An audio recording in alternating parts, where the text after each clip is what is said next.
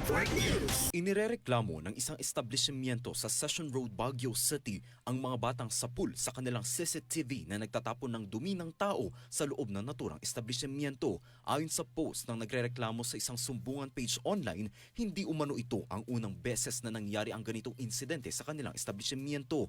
Dahil dito, agad na kumilos ang mga tauhan ng Public Order and Safety Division of POSD at hinanap ang mga bata matapos makatanggap ng ulat kaugnay ng isang video na pumalat sa social media kung saan makikitang apat na bata ang umano'y natutulog sa loob ng palengke.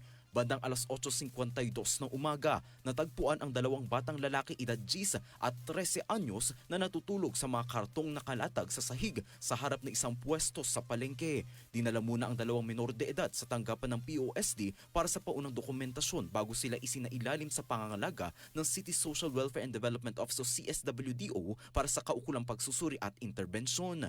Sa isinagawang paunang panayam, sinabi ng mga bata na pinili nilang matulog sa palengke dahil malayo pa ang kanilang mga bahay. Ayon sa 13 anyos na bata, nagtatrabaho sa palengke ang kanyang ina, habang ang 10 anyos naman ay nakatira kasama ang kanyang mga magulang at nakatatandang kapatid. Inamin din ng dalawa na hindi na sila kasalukuyang pumapasok sa paaralan. Sa ngayon, patuloy na isa sa ilalim ang dalawang bata sa assessment at case management ng CSWDO upang matukoy ang nararapat na tulong at matiyak ang kanilang kaligtasan at kapakanan. Kasama mo mula dito sa 103.9 IFM Baguio, ito si Idol Gilbert Bermudez, Tatak, RMN. RMN Network News.